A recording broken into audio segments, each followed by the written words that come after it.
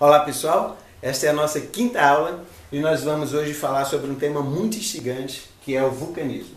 Tá? E nessa primeira parte nós vamos falar da distribuição dos vulcões, dos tipos de lava e dos ambientes tectônicos envolvidos. Observem esse mapa, né? Aqui está a distribuição dos vulcões no nosso planeta. Grande parte desses vulcões está nesta área conhecida como Cinturão de Fogo do Pacífico, né? Então nós temos aqui alguns exemplos, como o Krakatoa e o Tambora na Indonésia, o Pinatubo nas Filipinas, o Fujiyama no Japão, certo? O Monte de Santa Helena no oeste americano e todos os vulcões aqui, na costa oeste da América do Sul, acompanhando a Cordilheira dos Andes, incluindo aqui, por exemplo, o Nevado del Ruiz, né, que é um vulcão na Colômbia, que em 1985 ele produziu uma grande quantidade de lahar, que é um fluxo de lama, e soterrou a cidade de Armeiro. Mas antes da gente falar propriamente do vulcanismo, eu queria que vocês guardassem na mente que nós temos três tipos de lava. O basalto, que tem uma tonalidade cinza escura, que nem a cor dessa camiseta. Isso porque ele é rico em minerais ferromagnesianos e pobre em sílica. Tem 50% em sílica e essa porcentagem é considerada pequeno, visto a quantidade dos outros tipos de lava existentes, ok? Então, o que é que vai acontecer aqui? Por ter pouca sílica, o basalto vai ser mais fluido, ele vai fluir com mais facilidade. Então, esse tipo de vulcanismo, ele não vai ser explosivo. O outro tipo de lava vai ser a lava andesítica, que tem 60% de sílica. Por ter mais sílica, a lava vai ser mais viscosa e por isso mesmo ela vai ter um caráter explosivo, ou seja, o tipo de vulcanismo que ocorre com lava andesítica é um vulcanismo explosivo, ok? Aqui nós temos o andesito, observe que ele é formado por uma massa homogênea, né, de minerais muito pequenos que não dá para ser visto a olho nu, mas existem aqui pórfiros de hornblenda, né, que é da família dos anfibólios. É uma característica de muitos andesitos ter esses pórfiros, ok? Além da lava andesítica, nós vamos ter também a lava riolítica, que já vai ter uma tonalidade mais clara. Por quê? Porque ela já vai ter 70% de sílica, ok? Então, esse 70% de sílica implica em ter menos minerais ferromagnesianos e, por isso, uma tonalidade mais clara. Quanto mais sílica, mais clara é a rocha. Quanto menos sílica, maior a quantidade de minerais ferromagnesianos e a rocha vai ser mais escura. Isso também vai dar um caráter explosivo para as erupções riolíticas, por conta da quantidade de sílica. Quanto mais sílica, maior o acúmulo de gases na lava e por isso mesmo ela tem esse caráter explosivo. Isso não vai acontecer, por exemplo, com o vulcanismo basáltico, porque 50% de sílica, baixo teor em sílica implica em muita fluidez da lava e aí essa lava não aprisiona gases e ela é liberada com mais facilidade e o vulcanismo é não explosivo, certo? Bem, em relação ao ambiente tectônico, nós vamos falar primeiro dos limites divergentes e vai ter um vulcanismo predominantemente basáltico, ok? De cor escura, rico em minerais ferromagnesianos, como eu acabei de falar. Esse magma, ele vai ser originado aqui, na astenosfera, que é a esfera da Terra que tem um delicado balanço entre pressão e temperatura e por isso mesmo está sujeita à fusão parcial, originando o magma.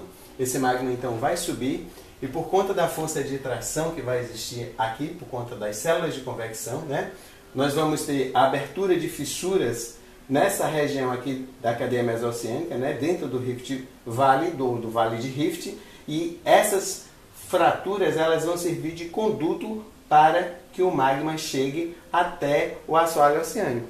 Quando ele chega no assoalho oceânico, certo? Ele vai formar feições abauladas, conhecidas como lava almofadada, ou lavas em almofada, ou em inglês pilular, tá bom? Então, esse tipo de vulcanismo fissural vai predominar nos limites de placas divergentes, certo? Isso aqui é uma erupção fissural que ocorre na Islândia, certo? Essa fissura ela tem mais de 500 metros de comprimento e fica ejetando lava diariamente, tá? Então, isso é um tipo de vulcanismo fissural em uma zona do assoalho oceânico, mas que está emersa, porque como nós vimos na aula de tectônica de placas, a Islândia é uma parte emersa da cadeia mesoceânica, ok? Esse é o vulcanismo fissural não explosivo de composição basáltica, certo? Bem, e aqui nós temos fotografias submarinas de fissuras abertas no assoalho oceânico, né? Essa fissura, por exemplo, ela tem cerca de 3 metros de largura e mais de 100 metros de extensão, tá certo? E aqui as lavas almofadadas, observem como ela tem esse aspecto abaulado, né? Porque à medida que a lava vai saindo das fissuras, ela sai quente, encontra uma água fria do oceano, essa parte se solidifica mais rapidamente e aí a rocha vai inflando, tomando esse aspecto abaulado, certo? Aqui nós temos um vídeo mostrando uma fissura aberta, olha só, na cadeia mesoceânica, né? Aqui no vale, na zona de Vale de Rift. E aqui a formação das lavas em almofada ou almofadada. Observem como ela vai tomando esse aspecto abaulado que eu acabei de falar para vocês, tá? Então vai resfriando rapidamente a superfície enquanto o magma continua sendo ejetado e aí vai dando esse aspecto abaulado. Aqui já são as nascentes térmicas, né? Próximas às regiões vulcânicas. Aqui essa água está a aproximadamente 70 graus Celsius, mas dá para ver que existem formas de vida que se adaptam facilmente a essas condições, ok? Em relação ao vulcanismo nos limites divergentes em áreas continentais, como é o caso do Vale de Rift africano, o vulcanismo também vai ser basáltico, ok? Então, principalmente a forma de ejeção vai ser também através das fissuras, então vai ser um vulcanismo fissural, que vai formar os chamados platôs basálticos, né? Porque essa lava ela chega aqui e ela vai se espalhar ao longo da superfície do terreno, formando verdadeiros e extensos platôs, ok? Além disso, pode também acontecer algumas explosões riolíticas. E aí você pode dizer, mas como vai ter riolito numa região de limites divergentes, né?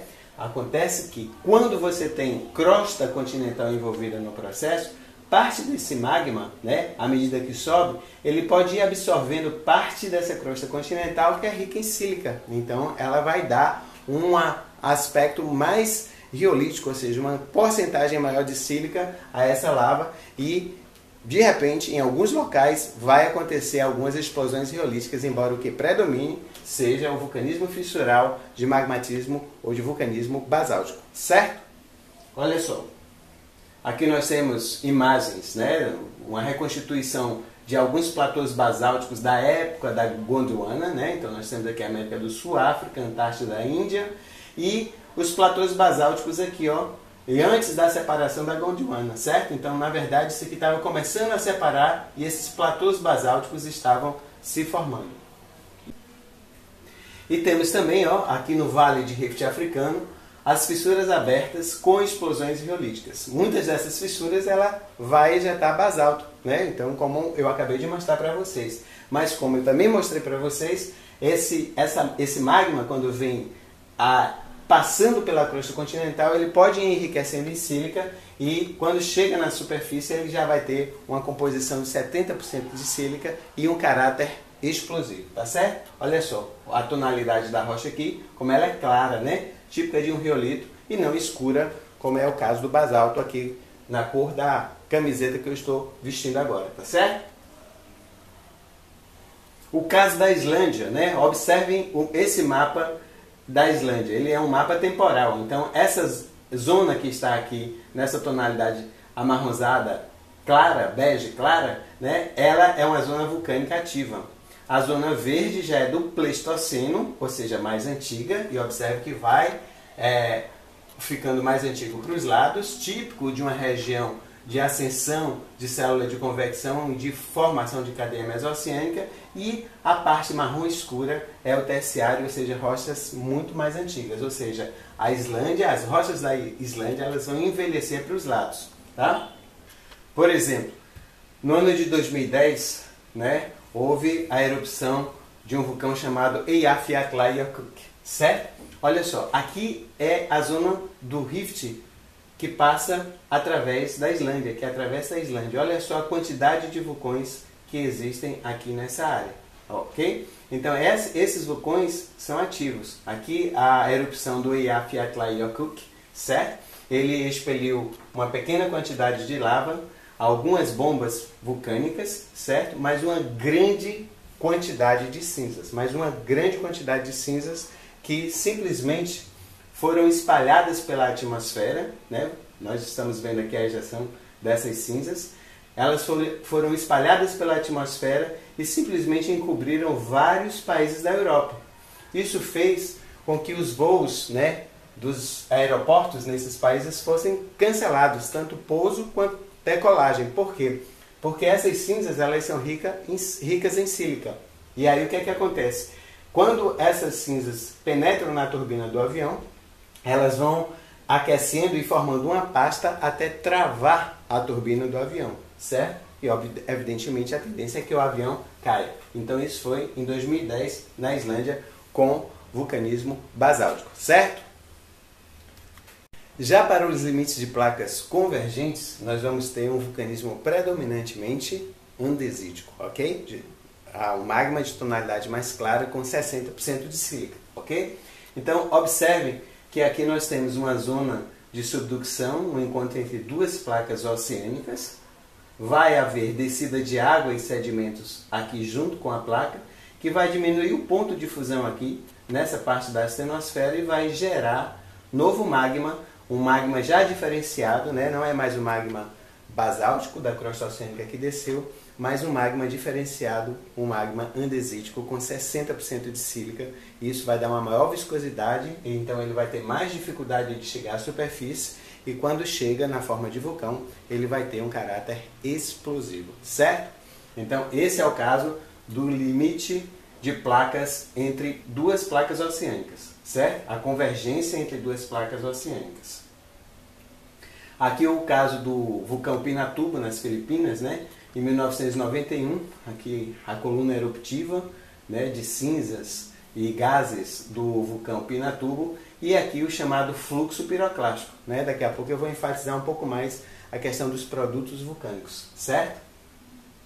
O outro tipo de limite convergente que vai ter também vulcanismo é quando há o choque entre uma placa oceânica e uma continental, certo? Nesse caso, a placa oceânica vai descer por ser mais densa, nós vimos isso na aula de tectônica de placas, e vai também descer junto aqui com a placa água e sedimentos ricos em sílica, diminuindo o ponto de fusão dessa área, que vai gerar também um magma andesítico, certo? Pode gerar também o riolítico. No caso do riolítico, grande parte vai ficar aprisionada aqui, ó, sob a forma de batólitos graníticos, né? O granito e o riolito são duas rochas de mesma composição, só que o granito é intrusivo e o riolito é extrusivo ou vulcânico, tá certo?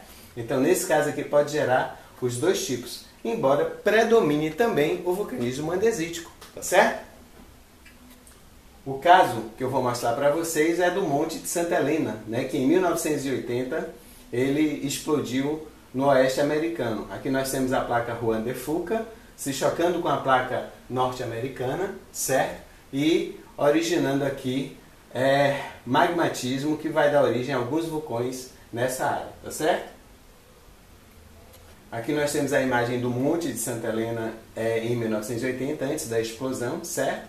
E aqui durante o período de explosão, olha só a quantidade de material ejetado na atmosfera, né? Cinzas vulcânicas, vapor, né? Vários gases aí e um complexo fluxo piroclástico que aconteceu, né? E varreu uma área imensa de floresta, e o material inclusive chegou a soterrar um lago que existia na região. Olha só, as árvores todas caídas por conta dos fluxos piroclásticos, né? Que passaram por aí a uma velocidade provavelmente aí em torno de 200 km por hora, derrubando tudo que tinha pela frente.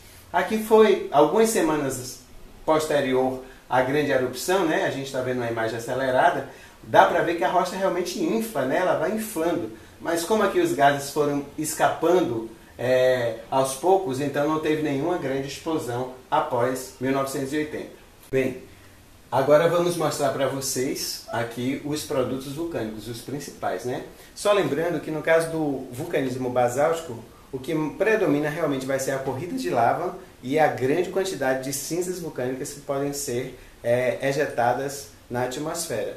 No caso de um vulcanismo explosivo, como é o caso do vulcanismo andesítico e do riolítico também, nós vamos ter essa coluna eruptiva de cinzas e vários gases, incluindo o vapor d'água, certo? Que vai formar, por exemplo, a chuva ácida, né? Vai ter a queda de cinzas, a partir também da formação dessa nuvem eruptiva, ok? Os fluxos piroclásticos, que vão acontecer a partir desses colapsos dos domos aqui, ok?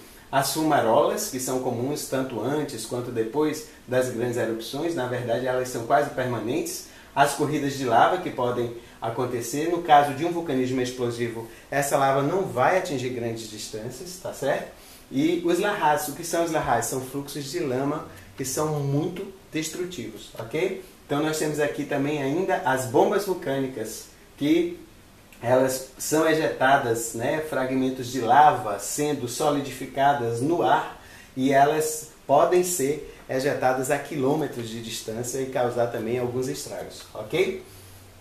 Bem, e para finalizar, nós vamos destacar nesse vídeo os principais produtos vulcânicos, certo? Então, fumarolas, por exemplo, são muito comuns, tanto em vulcanismo basáltico quanto em vulcanismo andesítico. Isso aí pode acontecer nos dois, tá certo? Nós vamos ter o aquecimento das águas próximas ao vulcão, né? Olha só, aqui a lama aquecendo, né? A água do lago efervescendo, certo? E depois vem a erupção propriamente dita. Olha só, as bombas vulcânicas sendo ejetadas, né? Elas vão resfriando no ar, né? E podem atingir grandes distâncias e ocasionar muito estrago, tá certo? Além das bombas vulcânicas, nós temos as corridas de lava, como está sendo mostrado aqui. No vulcanismo basáltico, essa corrida de lava vai ser muito mais extensa, porque já que o magma é mais fluido, como é em sílica, certo? E temos também as cinzas vulcânicas. Olha só, grande quantidade, né, de cinzas vulcânicas ejetadas que depois caem como verdadeira chuva, né, e torna tudo escuro. Deixa tudo escuro porque vai se espalhar pela atmosfera. Aqui a queda do flanco vulcânico é associada ao fluxo piroclástico, que vai descer aí, nesse caso, a cerca de 200 km por hora, né, e uma temperatura em torno de 600 a 700 graus Celsius, devastando tudo que tem pela frente, tá certo? Então, olha só, né, esses aqui escaparam por pouco, certo? O fluxo piroclástico desce, mas depois o vento muda a direção e tira ele dessa rota. E por fim, os lahars, que são formados a partir do degelo, né, daquele material que estava associado ao cone vulcânico e tem um caráter muito destrutivo, né? E também as chuvas ácidas, elas vão contribuir para a formação desses lahars, o degelo e a chuva ácida, certo? Bem, então chegamos ao fim da nossa aula, né, da primeira parte da aula sobre vulcanismo. Aqui é a nossa bibliografia consultada. E sempre lembrar para acessar, curtir e compartilhar a página Geologia Básica, né, no facebook.com/showmaster, e também tem o nosso canal no YouTube, Geologia Básica.